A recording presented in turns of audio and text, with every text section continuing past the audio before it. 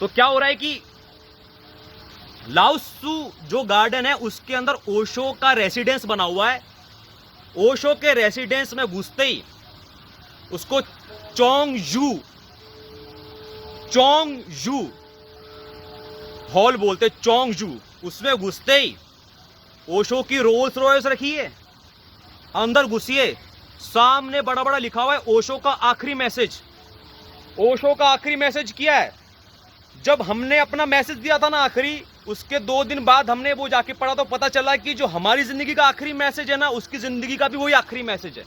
हमारी जिंदगी का आखिरी मैसेज ये है कि अगर आज 8 नवंबर को हम रात को सोएं और सुबह ना उठे मर जाएं, तो एक बात याद रखना, just take care of my mother, पहली चीज। और दूसरी चीज, कुछ नहीं, जब तक जिंदा हूं तब तक जिया नहीं, एक बार मर गया तो मैं ही नहीं। तो जब मैं यहाँ पे खड़ा हूं 8 नवंबर 2024 को पुणे में कोरेगांव में चिल्ला चिल्ला कर बोल रहा हूं, सारे के सारे सुपीरियर्स इधर आ जाओ, सारे के सारे सुपीरियर्स इधर आ जाओ, सारे के सारे सुपीरियर्स इधर आ जाओ, सारे के सारे सुपीरियर्स इधर आ जाओ, तो आ नहीं रहे हो। तो जब मर गया तो फिर क्या कर लोगे तुम, क्या उखड़ लोगे अपनी जिंदगी में। इसलिए दूसरी बात कुछ नहीं, नथिंग, और कुछ रिमेंबर नहीं रखना मेरे जाने के बाद। तो ओशो क्या लिख कर गया कि कुछ मत रिमेंबर करना, मेरे को भुला देना और मुझे मिटा देना, मतलब forgive me and forget me, भुला देना मुझे है अलविदा तुझे, तुझे जीना है मेरे बिना।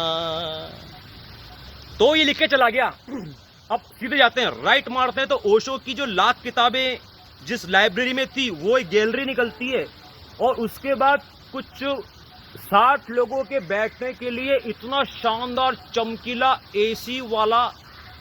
एसी मतलब ऐसा एसी कि दिख नहीं रहा एसी,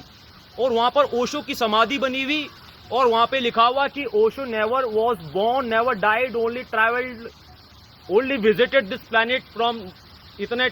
ईयर से इतना ईयर। शानदार लाइटिंग, कांच की लंबी लंबी दीवारें, और ऊपर इतना बड़ा मतलब कितना बड़ा बताऊं मैं, कितना बड़ा बताऊं, मतलब उसका डायमीटर आप देखेंगे ना, डायमीटर करीब करीब 20 फुट का, 20 फुट का डायमीटर, इतना बड़ा सर्किल, और पूरा झूमर जैसा, हीरे हीरे हीरे, और क्या शानदार लाइटिंग। और वो जो इवेंट होता है ना भाई साहब, 2 बजे से 2:30 बजे का एवरीडे, आप समझ रहे हैं आप कितनी गलत दुनिया में जी रहे हैं। आपकी सरकार, आपका घर बार, आपका नौकरी पानी सब 2 कौड़ी का, और ओशो रिसोर्ट में 2 बजे से लेके 2:30 बजे तक का चोंगजू हॉल में आधे घंटे की साइलेंट सिटिंग, करोड़ों रुपए की आधे घंटे की इतनी साइलेंट सिटिंग होती है भाई साहब कि पहले ही बोल देते हैं किसी को खांसी का ख भी है ना तो यहां से दूर हो जाना, 100 किलोमीटर दूर, अंदर घुसना नहीं।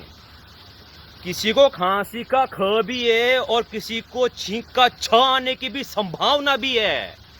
किसी को छींक का छ आने की संभावना का स भी है इस 30 मिनट के दौरान, तो 100 किलोमीटर दूर जाना भाई साहब। इतनी शांति चाहिए वहां पर, कोई एक्सक्यूज नहीं है,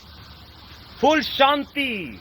और जिंदगी में पहली बार 37 साल में तुक्के से मिली है शांति। पूरा देश घूमते हैं हम, पूरा कोटा, पूरा अजमेर, पूरा जयपुर, पूरा दिल्ली, हिमाचल, कसौली, वाराणसी, मुजफ्फरनगर, मुरादनगर, मेरठ,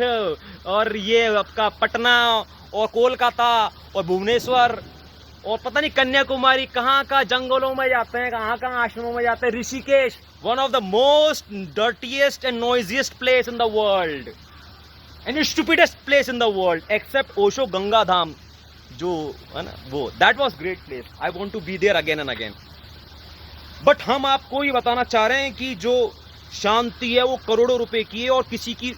औकात नहीं है ना दिमाग को यहाँ पहुंचाने की कि जो उसने सुना है कि ओशो के आश्रम में सेक्स होता है, जिसको पता ही नहीं है कि ओशो का आश्रम नहीं है, वहां पे सेक्स नहीं होता, वहां पर तो मेडिटेशन रिसोर्ट है, वहां पर तो उसकी औकात ही नहीं होती, 2 कौड़ी का आदमी है, ये इतनी करोड़ों रुपए की चीज है। और मैं एहसान कर रहा हूं आपको ये राज बताकर कि पिछले कितने ही सालों से, कितने दशकों से रोज 2 बजे का मतलब होता है, 2 PM का मतलब होता है अखंड शांति, अखंड शांति।